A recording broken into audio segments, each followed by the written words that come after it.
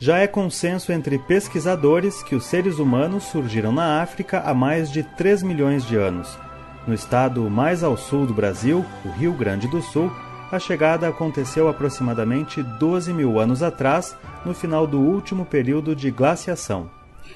Como nós sabemos que ele teria vindo entre 40 e 20 mil anos atrás, durante o último período glacial, a hipótese mais plausível é que o homem tenha vindo para o continente americano, já como Homo sapiens. As vias de penetração no continente americano poderia ser pelo Estreito de Bering. Hoje, essa plataforma toda está submersa e os sítios estariam enterrados, então a gente não encontra. Outra hipótese é que eles teriam vindo através da Melanésia por embarcação. Agora, o Oceano Pacífico só tem um nome porque ele é um oceano extremamente violento. Como é que traria as pessoas para cá? E quando trariam para cá caçadores e coletores que estariam pescando na Polinésia, Melanésia, e teria uma mulher dentro do barco para povoar toda a América, quer dizer que nós precisamos mais explicações a respeito disso. Quer dizer que nós temos várias rotas de penetração para a América, que ainda precisa mais pesquisas para elucidar essa questão. Uma exposição em Porto Alegre, no Museu da Universidade Federal do Rio Grande do Sul, mostra, passo a passo, como o Rio Grande do Sul foi povoado e como viveram seus primeiros habitantes. Além disso, na exposição 12 mil anos de história, o visitante pode circular pelos cenários reconstituídos de todos os períodos apontados na extensa pesquisa realizada pelo grupo liderado pela doutora em arqueologia Silvia Copé. 12 mil anos de história para ser contadas em imagens exige recortes. Então nós tivemos essa dificuldade de fazer recortes temporais espaciais dentro de um espaço físico.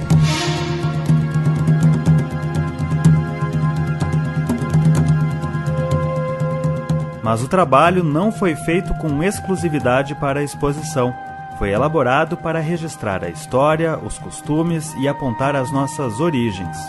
Estou pesquisando quase há 30 anos, a arqueologia de forma geral brasileira. No Rio Grande do Sul estou trabalhando de forma contínua uns 20 anos. Então, vamos dizer assim, o tempo de pesquisa reduziu porque já estava fazendo pesquisa. Isso facilita a organização dos conhecimentos, além da produção dos conhecimentos. Antes de pegarmos a estrada e conhecermos sítios das principais culturas arqueológicas do Rio Grande do Sul, vamos saber como começaram os trabalhos de pesquisa no estado. Em 1958, em março, o padre Balduino Rambo me convidou para eu trabalhar com ele na cátedra de antropologia e etnografia. Aí ele diz assim para mim: não tem ninguém fazendo arqueologia no Brasil, você podia fazer carreira. Em 66 eu resolvi convocar os arqueólogos amadores que havia no Rio Grande do Sul. Em 1966 1967 já foi possível fazer um primeiro simpósio de arqueologia da área do Prata. Nós já tínhamos conseguido aquelas primeiras localizações e nós já estávamos cobrindo o estado. O PRONAPA é um Programa Nacional de Pesquisas Arqueológicas. Então, foi organizado pela Betty Meggers e pelo Clifford Evans, dois americanos de Washington, do Smithsonian Institution. Então, eles organizaram um programa muito audacioso que cobria desde Belém até Porto Alegre em 3 anos. Agora é hora de ir para campo e conhecer alguns dos sítios arqueológicos do Rio Grande do Sul. Vamos começar pelos primeiros grupos que se estabeleceram no estado. Os povos dos campos chegaram na região que chamamos de Pampa, que se estende do sul brasileiro até a Patagônia, na Argentina, passando pelo Uruguai. Eram pequenas famílias que acampavam na margem de córregos, onde montavam seus abrigos. O homem chega ao estado do Rio Grande do Sul pela fronteira com a Argentina, Uruguai, entra nas barrancas do rio Uruguai há 12 mil anos antes do presente, e ele vivia da caça e da coleta, então nós denominamos sempre grupos caçadores e coletores, que chegam ao estado num período de um clima extremamente frio, migram, povoam o nosso estado. Como nós inferimos que ele era caçador e coletor, nós encontramos as pontas de flecha que eles usavam possivelmente para se proteger de animais, porque eu acho que o homem, quando chega, nós não devemos lembrar que ele chega num clima frio, e que ele vai conviver com a megafauna, que ele está convivendo com preguiças gigantes, com tatus gigantes, liptodonte, mastodonte, o esmilodonte, que é o tigre-dente de sabre. Então nós imaginamos ele se vestindo com as peles dos animais caçados. Reproduzimos na parede como ele trabalha a pele para transformá-la em vestimenta. A grande vaga de ocupação do território é com os caçadores-coletores. A primeira colonização do território. E nossa viagem pela história do nosso estado continua. Vamos agora para o sul do Rio Grande do Sul, onde viveram os que chamamos de povos dos cerritos. Então, são conhecidas armas nesses cerritos, pontas de flecha, que eram utilizados tanto para caça quanto para guerra, bolas de bolhadeira, também utilizadas para caça e para guerra, e um tipo de bola de bolhadeira específico, que é chamadas rompe-cabeças ou bolas de bolhadeiras mamilares. Então elas são muito eficientes na guerra e na caça da mesma forma. Isso é uma particularidade. As armas indígenas elas são utilizadas tanto na economia, na aquisição de recursos alimentares, quanto na guerra conforme a necessidade. Bastante conhecidos, como eu falei, em todo o território pampiano. Agora, no Rio Grande do Sul, muito especificamente, nós conhecemos uma quantidade muito grande de cerritos em Santa Vitória do Palmar, Rio Grande, Pelotas, Banhado do Colégio em Camaquã, Rio Jaguarão, na região de Erval, Bagé, Aceguá, e no interior do estado, na região de Santa Maria, também são encontrados alguns cerritos. Padre Schmitz, como um dos pioneiros da arqueologia mais profissional no Brasil, não só no Rio Grande do Sul, junto com outros colegas renomados que a gente lê, a nossa literatura, a nossa bibliografia, é a nossa herança teórica, Então essas pessoas tiveram e têm uma influência muito grande na arqueologia brasileira. Na região sul da Laguna dos Patos, os cerritos eles não apresentam ter esses volumes de 5, 6, 7 metros de altura. São cerritos que chegam a no máximo 2 metros de altura e são muito mais sutis, menos perceptíveis na paisagem. Isso é um fenômeno regional. Assim como nós temos também dentro do cerrito, quando a gente escava, mais de 95% dos materiais arqueológicos são fauna lacustre, o que é uma particularidade também dos cerritos aqui do sul da Lagoa dos Patos. E uma grande quantidade de cerâmica.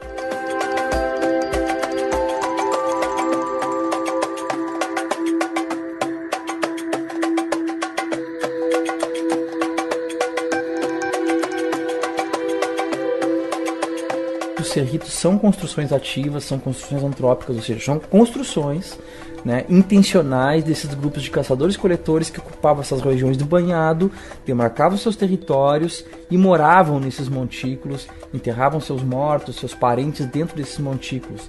Então os cerritos são montículos de terra que ocorrem como um fenômeno arqueológico em toda a região pampeana, que envolve então o sul do estado do Rio Grande do Sul, pelo menos o leste do Uruguai, toda a costa atlântica uruguaia, e até a província de Entre Rios, na Argentina.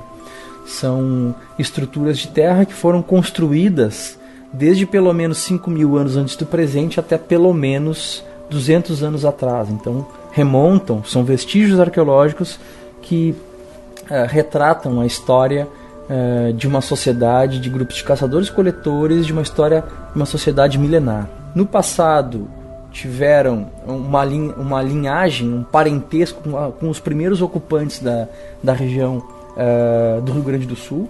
Então são ocupações que remontam até pelo menos 12.000 anos antes do presente, e que esses grupos de caçadores com alta mobilidade territorial, que a gente vai chamar na arqueologia do Rio Grande do Sul de grupos de tradição umbu, num certo período em torno de 5.000, 4.500 anos, por algum evento ou uma escala de eventos culturais e ambientais, passaram a demarcar os seus territórios, passaram a se sedentarizar um pouco mais do que os seus parentes anteriores, digamos assim, e esse processo de sedentarização é marcado exatamente pelos cerritos. São lugares que demarcam banhados, demarcam charcos, que são os terrenos, os territórios ocupados por esses grupos de caçadores-coletores nômades, que tinham como sua base da sua dieta alimentar fauna lacustre.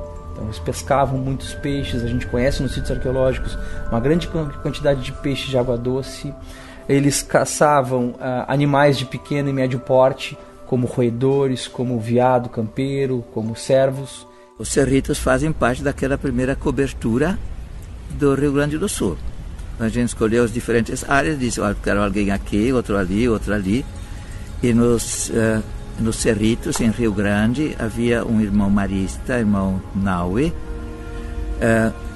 Nós fizemos também um contato, nós sabíamos que em Santa Vitória do Palmar tinha o dono de uma farmácia central. Ele tinha feito, quando ele soube que nós íamos fazer esse levantamento, ele todo meio-dia, ele falava na rádio dizendo, se alguém na sua fazenda tiver um montículo assim, por favor, passe na minha farmácia para me dizer onde é. Em 1967, nós fomos até lá e ele nos mostrou um mapa, tinha 130 e poucos cerritos mapeados, que ele tinha feito nesse tempo, falando na rádio. Um amador, como você diz. Um amador, dono de uma fábrica, de uma farmácia, que tinha feito. Nós chegamos lá para conversar com ele e disse, olha, eu já reservei hotel para vocês, Hotel Brasil aqui na frente já está um jipe da prefeitura com um motorista que conhece todos os moradores, sejam bem-vindos. Foi em 15 dias, nós levantamos 150 cerritos. Antes de continuarmos nossa viagem de descoberta do passado pelo Rio Grande do Sul, vamos saber por que é importante dar significado às evidências arqueológicas e à sua preservação. A minha preocupação, a minha dúvida, quanto de patrimônio mesmo se salva. Porque um caquinho de cerâmica não é patrimônio. O caquinho de cerâmica passa a ser patrimônio no dia em que eu disser, esse é de tal grupo, ele representa tal coisa. De forma geral, estão procurando o lixo das pessoas, não os tesouros das pessoas. Então, é nesse lixo que a gente vai conseguir estudar e vai conseguir saber algo sobre aqueles que usaram ele, quem descartou esse lixo. O arqueólogo é um descobridor, né? E justamente essa sensação do descobrir é aquela coisa que mantém ele interessado nesse seu assunto, né? Ele é um especialista na cultura material, né? Diferentemente do historiador ou que trabalha com documentos escritos, né? Ou historiadores que trabalham com depoimentos orais.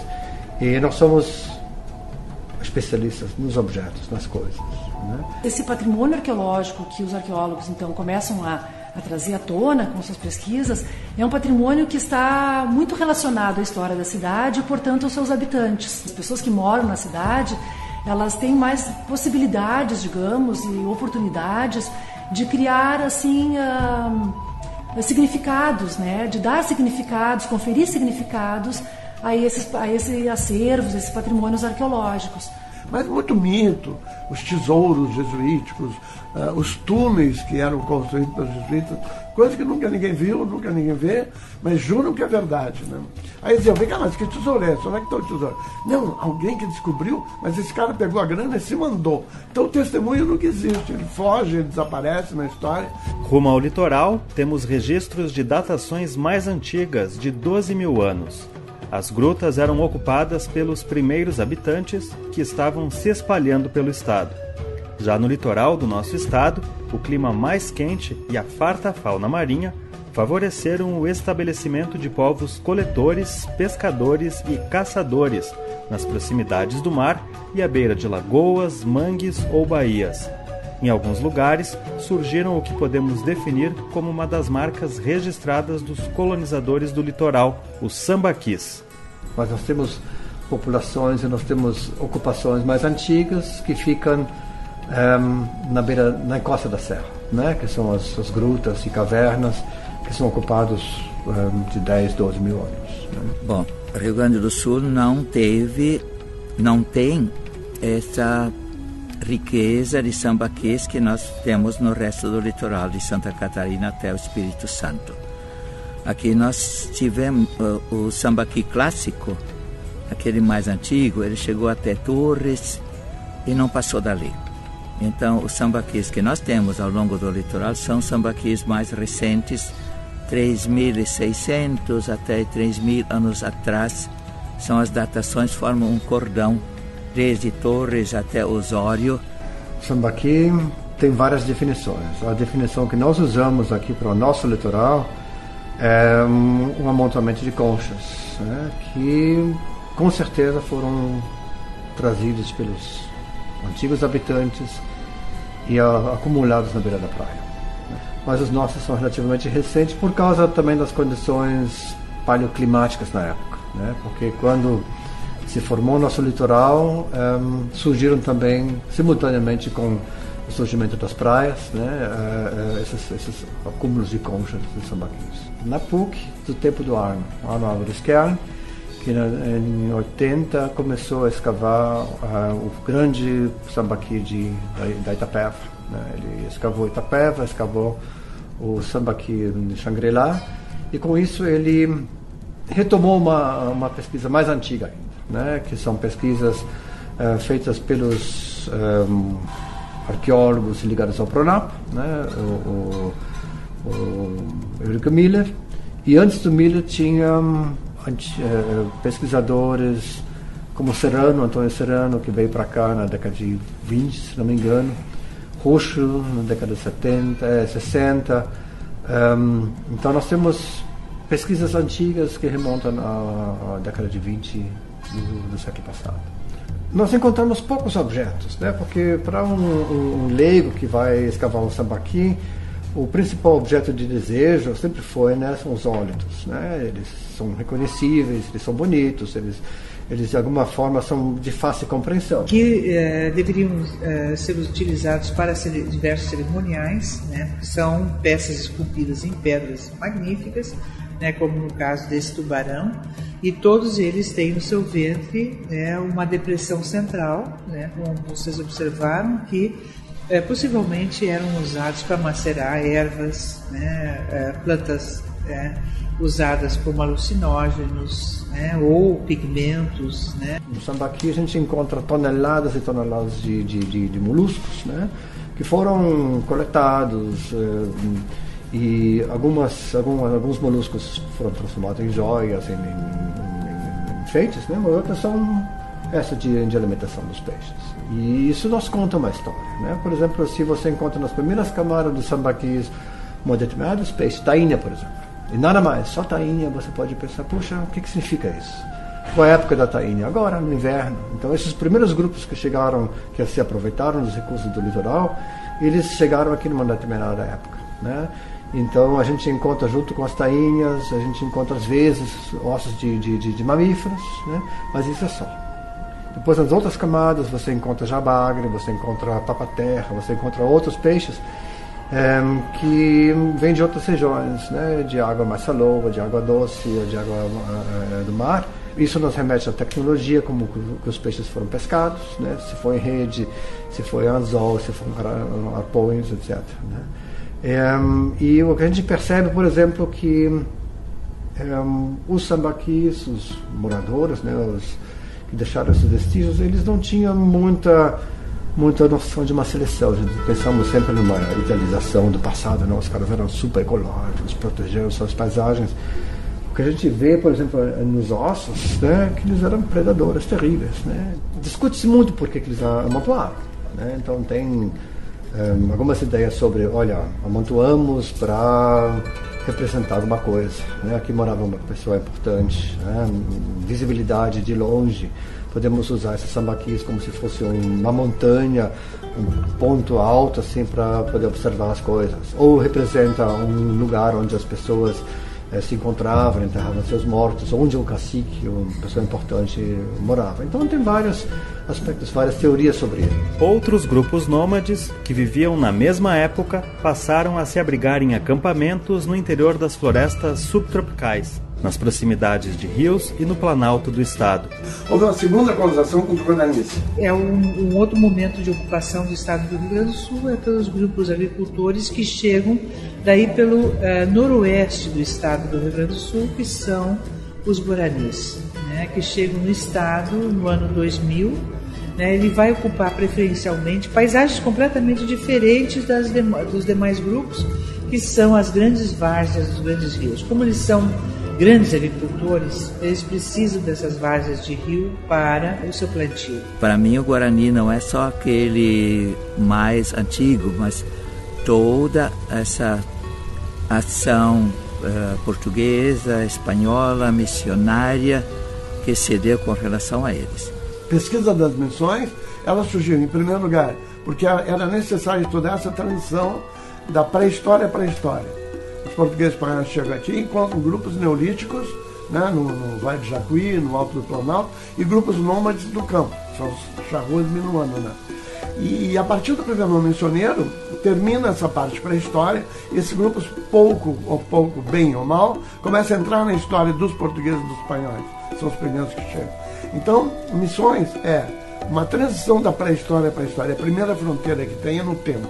Depois é uma segunda fronteira importante, porque o mundo espanhol e o mundo português se chocam aqui no nosso estado, né? Então são as duas frentes de colonização entrando em choque. O Guarani é um agricultor até bastante eficiente. Ele tem as suas pequenas aldeias, 3, 4, 5 casas pequenas. A gente analisou o lixo que é dentro das casas, que eles não eram muito limpos, eles quebravam a panela no fogão e deixavam lá. Tem casas com 10.000 cacos dentro de uma pequena casa, onde estão também os restos de alimentos todos. A gente sabe todos os animais que eles comeram, estão lá os restos deitados, e não só os restos dos animais, também os restos dos sacrifícios humanos, também estão lá.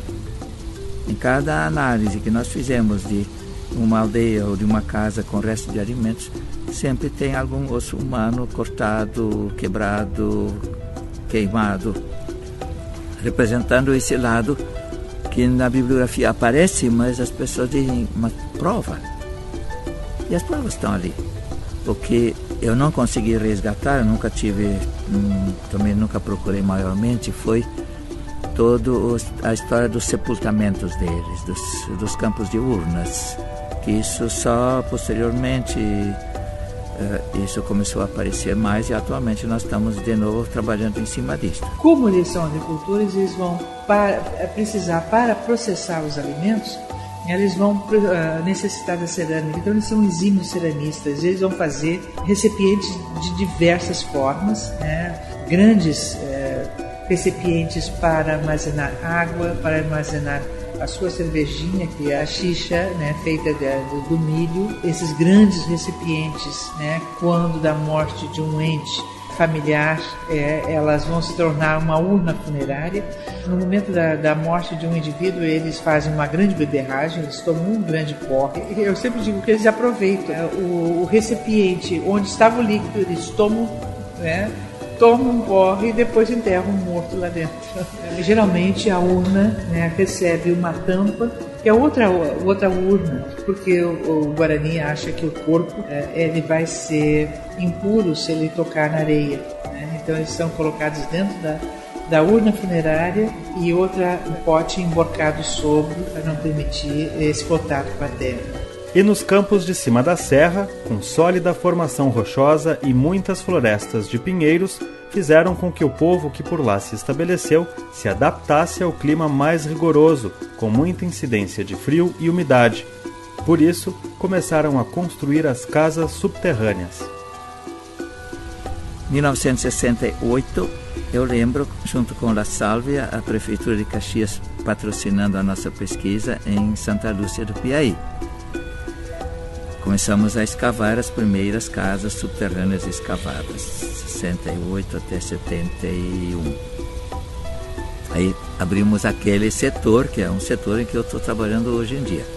Quando os grupos G chegam ao estado do Rio Grande do Sul, eles não encontram o estado vazio. Nós estávamos, aqueles caçadores e coletores estavam ocupando essa zona do Planalto. Só que a ocupação era bastante dispersa, né, pequena. Em alguns lugares, os migrantes subjugam ou há uma miscigenação desses grupos. Nós temos alguns trabalhos de ecólogos que nos mostram que, à medida que esses grupos estão se deslocando do centro-oeste brasileiro para o sul, eles vêm manipulando a paisagem através do uso do fogo, né, das queimadas, né, e com isso eles fazem com que a floresta da araucária se expanda mais rapidamente, né, e cria uma biomassa que lhe permite uma rica subsistência a partir do pinhão. Não só ele vai usufruir desse recurso, mas os vários tipos de mamíferos. É um recurso muito rico, né? No momento que ele existe em grande quantidade, atrai vários tipos de animais, né? E o homem daí tem várias modalidades de sobrevivência, né? Que fazem com que ele se fixe, né, nesse espaço, né? Aumente em número, desenvolve um tipo de moradia espetacular, que são as casas subterrâneas, um modo de organização social bem complexa e hierarquizada, né? Nós vamos ver que eles têm todo um ritual de enterramento dos mortos, né? Construindo montículos, né, de terra. Eu sempre falo que é muito interessante, que eles construíam buracos no chão para residir, né, e enterravam os mortos sobre a superfície, né, colocando grandes depósitos de terra, né, como uma forma de respeito, né, a este morto. Nós percebemos que eles queimavam os mortos, né. O que nós encontramos escavando os montículos funerários foi justamente pacotes de ossos calcinados. Nós trabalhamos durante 12 anos no município de Pinhal da Serra e nós encontramos uma infinidade de montículos. São amontoados de terra que são colocados geralmente pelos súditos de caciques. Quanto mais importante o cacique, mais acúmulo de terra. Então nós temos ainda esses montículos nos topos das morros. E é muito interessante, como eu disse, essa percepção da paisagem. O conjunto de casas subterrâneas nunca tem uma só, formam conjuntos. Os conjuntos estão nas encostas, né? Enquanto que as estruturas funerárias estão nos topos dos morros, né? Nos pontos nodais da paisagem, onde nós temos uma grande visibilidade, né, de toda o Planalto. Bom, nós temos a ocupação do Planalto, a mais antiga é de 8 mil anos antes do presente. E eram grupos caçadores e coletores que produziam umas machadinhas muito particulares, lascadas, que ficaram conhecidas na literatura arqueológica como os bumerangoides, né? Porque tem uma forma de meia-lua e o arqueólogo olhou, né, e achou que tinha uma forma de bumerangue, né? Então ficaram conhecidos na literatura como os bumerangoides, né? Esse material possivelmente era usado para cavar terra, para tirar tubérculos, várias finalidades, né? Possivelmente eles viviam da caça e usavam para caçar pontas de madeira endurecidas ao fogo, pontas de ossos, né?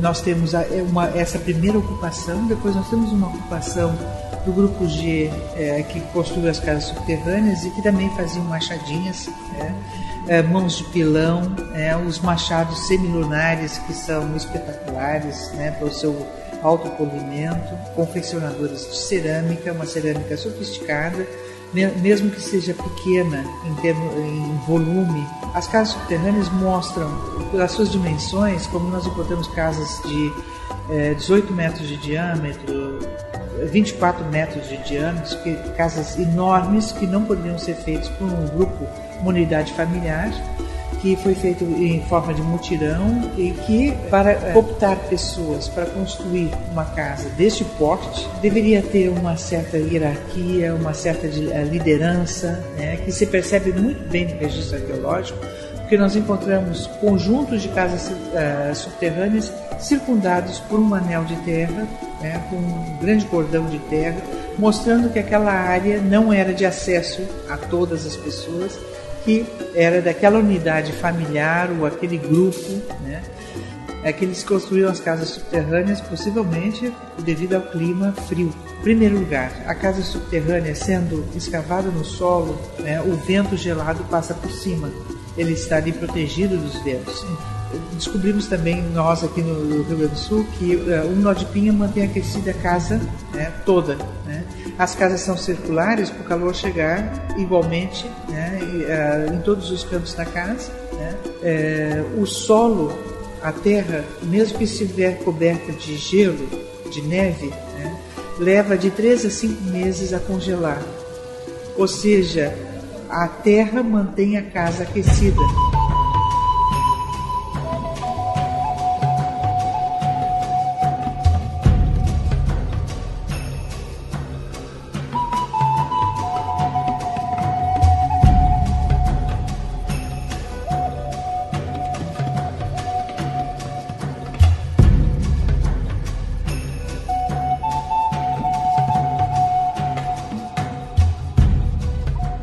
Depois de abandonadas, as coberturas cedem e o espaço acaba sendo gradualmente coberto por terra.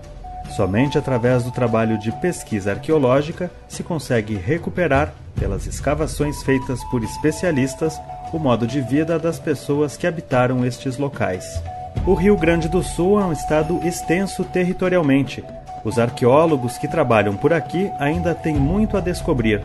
A exposição 12 mil anos de história permite que todos os cidadãos tenham acesso ao conhecimento, com muita informação e de uma forma didática e de fácil compreensão. Se falando em pré-história do Rio Grande do Sul, né, e o que as pesquisas arqueológicas têm revelado e pesquisado, o que eu acho assim, o que é mais interessante no meu ponto de vista é essa diversidade de grupos socioculturais que ocuparam a região do nosso estado, né?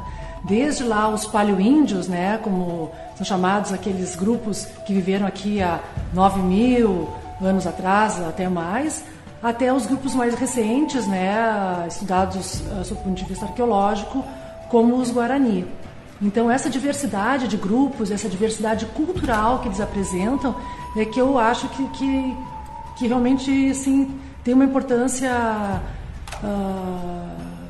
muito significativa, assim, em termos de herança cultural.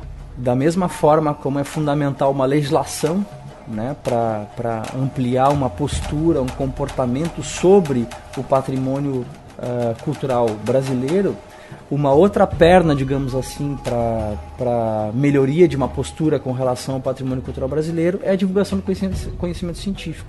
E a gente tem que pensar também que o saber acadêmico precisa ser difundido, né, pela população. Nós temos uma dupla missão.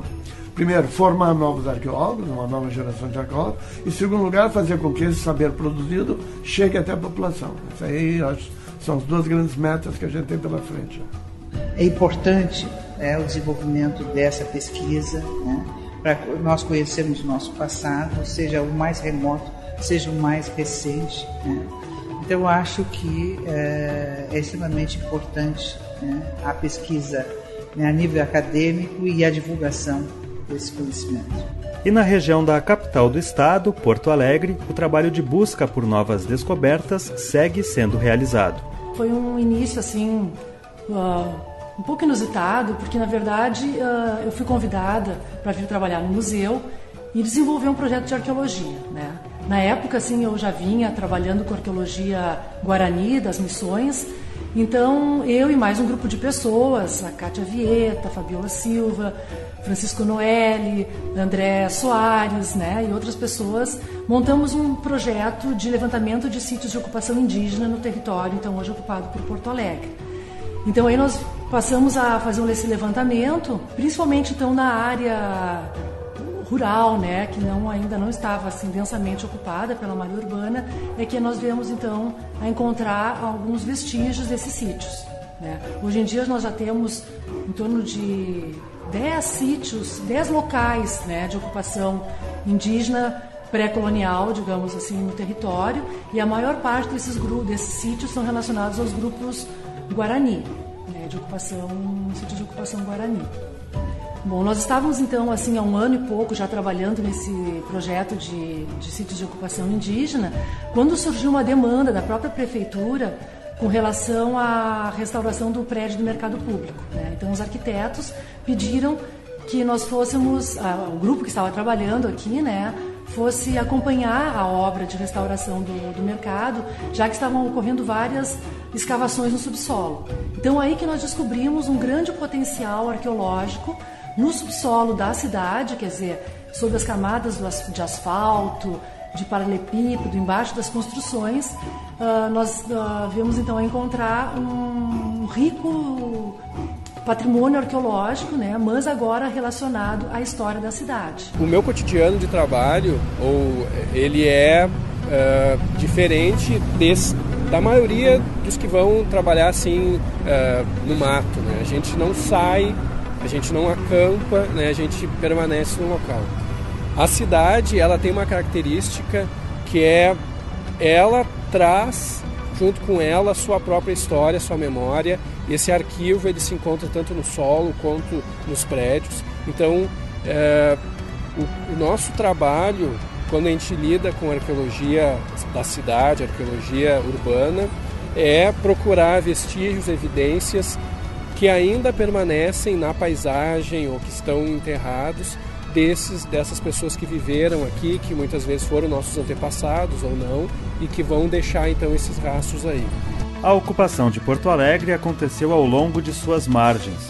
Em diversos pontos da cidade se encontram sinais da ocupação guarani, como na Zona Sul e na Praça da Alfândega, coração da cidade. A capital do estado foi sendo ocupada ao longo dos tempos, começando pelos indígenas, passando pelos colonizadores europeus até os dias atuais. Essa história é contada através das sucessivas camadas arqueológicas. A Porto Alegre de hoje é a soma das mais diversas Porto Alegres moldadas ao longo do tempo. E o mercado da arqueologia está em pleno crescimento e desempenha um importante papel na preservação do patrimônio. O nosso trabalho aí é de, antes da obra acontecer, avaliar se aquele local ele tem potencial, se ele apresenta elementos de interesse arqueológico. Justamente para essas obras de engenharia que estão aí, né, requerem que o arqueólogo esteja presente e desenvolva pesquisas para evitar, né, a perda do patrimônio arqueológico, né? Então, eu acho que todos os arqueólogos deveriam estar envolvidos na pesquisa de arqueologia comercial, né, colocando a sua especialidade, né, a serviço de preservar o patrimônio. 12 mil anos de história, 12 mil anos de desenvolvimento, de adaptações, de culturas sendo inseridas nos costumes do nosso povo. Fruto de um extenso trabalho de pesquisa, a exposição 12 mil anos de história possibilita o acesso do cidadão ao conhecimento, ao crescimento pessoal e, principalmente, nos permite saber de onde viemos.